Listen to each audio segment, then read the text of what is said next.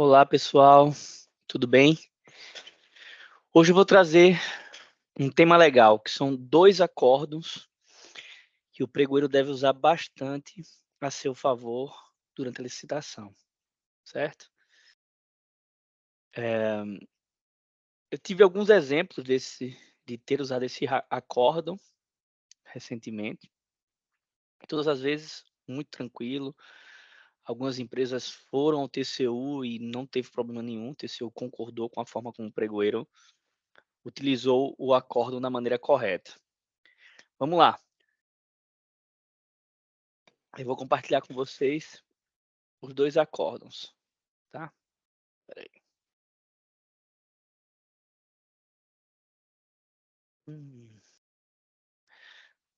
Vou compartilhar aqui minha tela.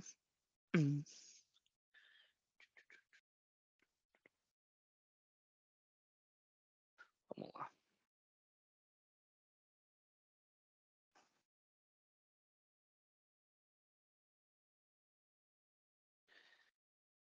Aqui. Acórdão 1, tá? É o acórdão 1211/2021. Ele trata da vedação à inclusão de novo documento, prevista tanto no artigo 43, parágrafo 3 da Lei 8666, mas como a gente sempre fala das leis mais novas, da Lei 14.133/2021, tá? Nova Lei de Licitações.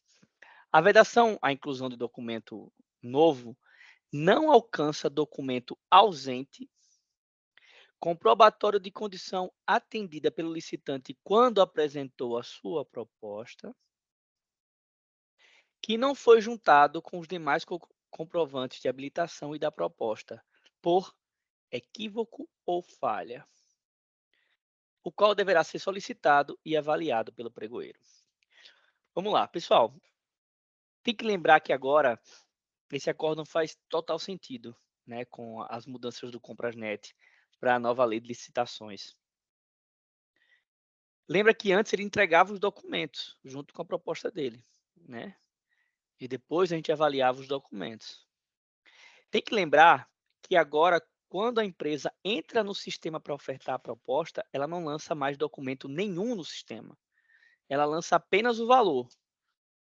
Ela vai lá entrar, quanto é que a gente fez o custo aí, já avalia que vai ser essa contratação. É para 60 meses? É para 12 meses? Ela vai lá e só lança o valor. Apenas isso e mais nada, tá? Depois, na fase de julgamento da proposta, é que o pregoeiro vai solicitar a proposta, na fase de habilitação, os documentos de habilitação, vai negociar na fase da proposta, vai analisar os documentos na fase de habilitação, tá? Mas, no momento inicial que a empresa entra para cadastrar sua proposta, ela não lança documento nenhum. Por isso que agora faz muito mais sentido esse acordo, tá?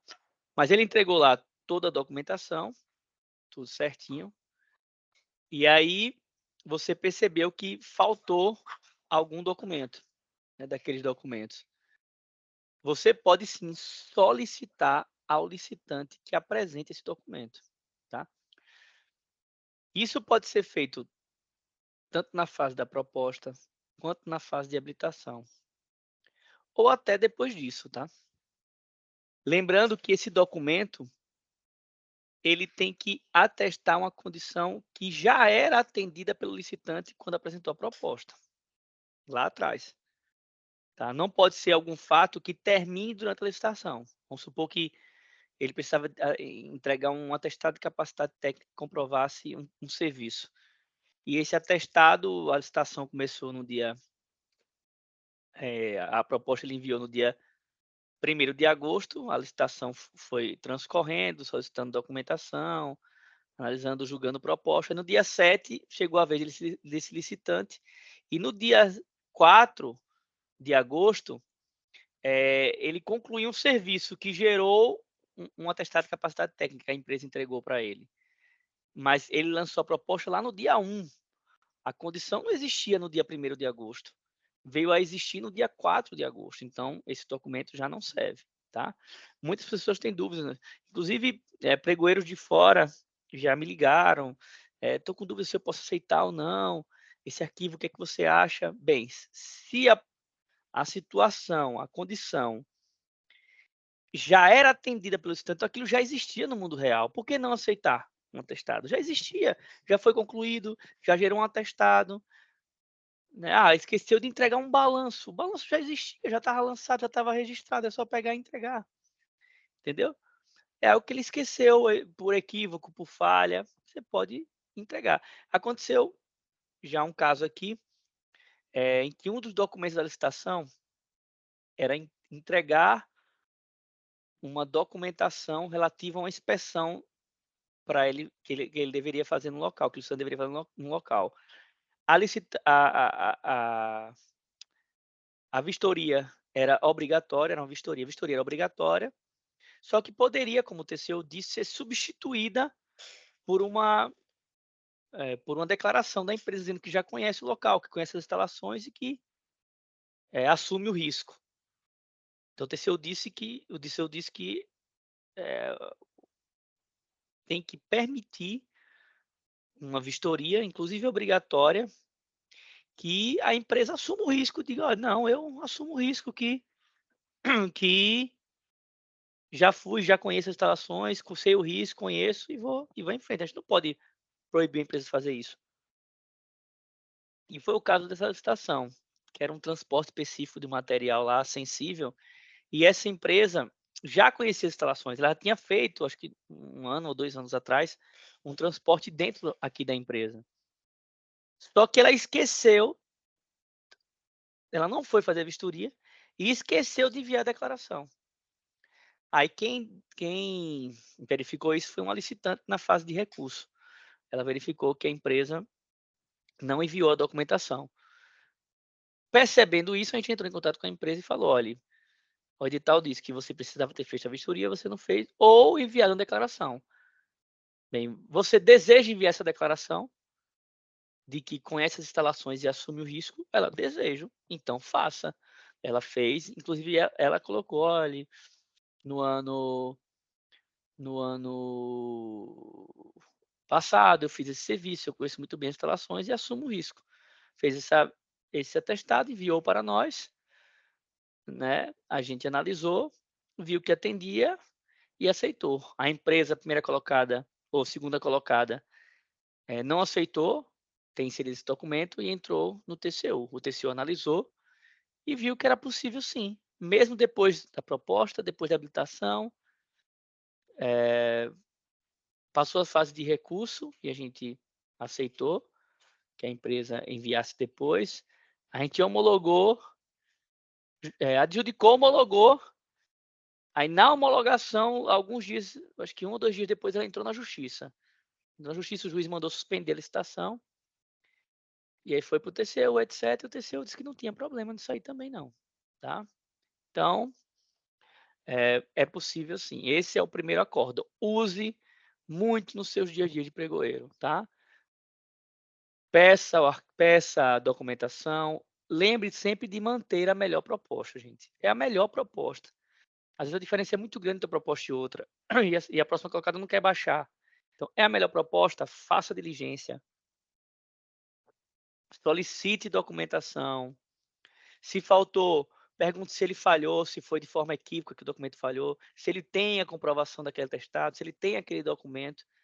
E peça para inserir no processo. Não tem problema nenhum. O TCU tem sido muito tranquilo nesse entendimento aqui, tá?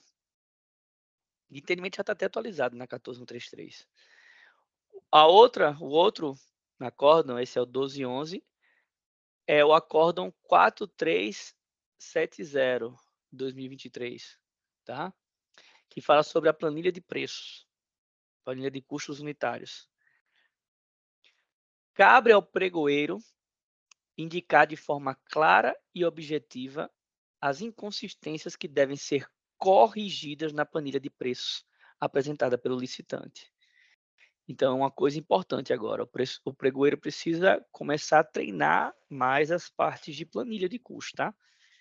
Inclusive, aqui na área, eu estou já pensando na elaboração de um checklist das planilhas de custos. deixar um checklist bem traçado em que pontos específicos é necessário olhar e solicitar correções ao licitante, tá?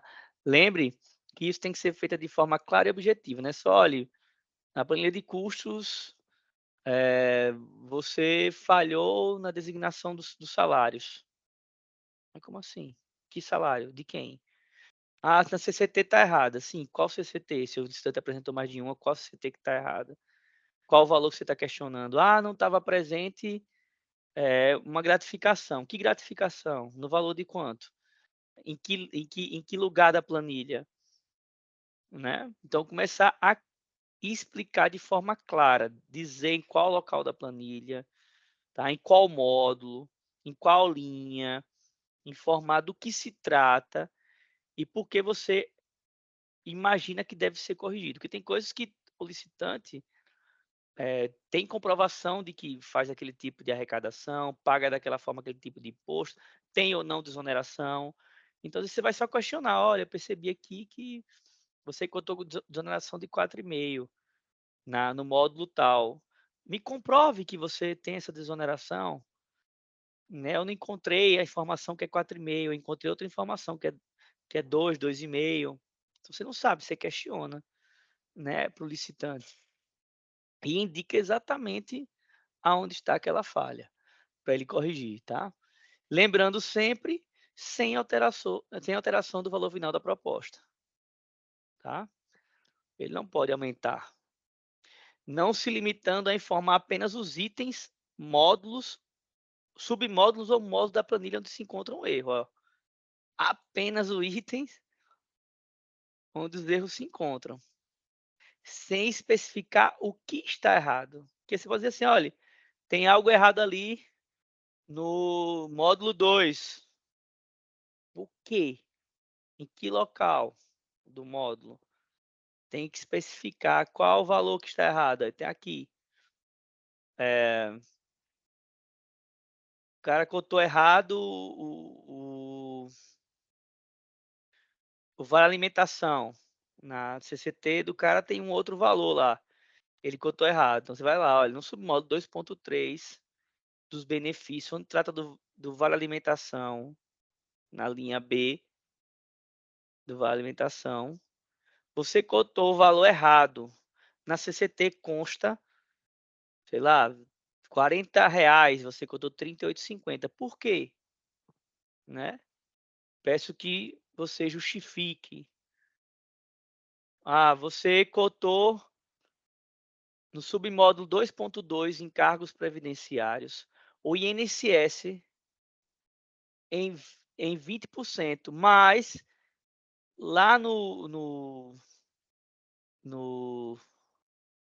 no módulo 6 dos custos indiretos, você também cotou a CPRB em 4,5%. Como é que você cotou 20 lá em cima e 4,5% aqui embaixo?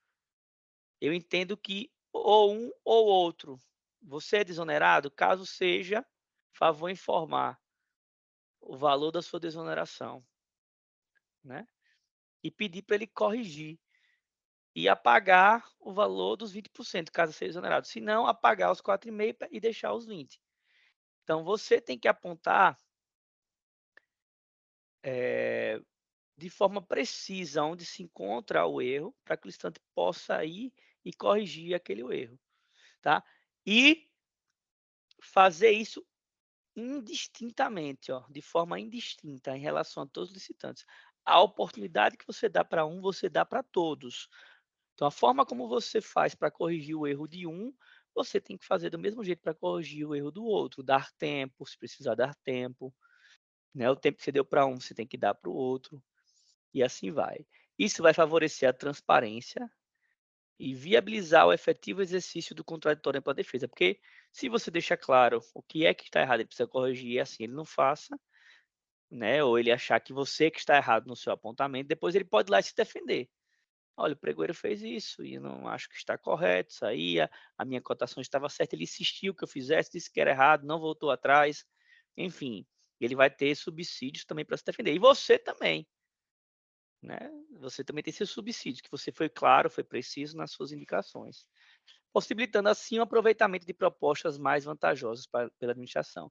O objetivo é sempre esse, né, pessoal?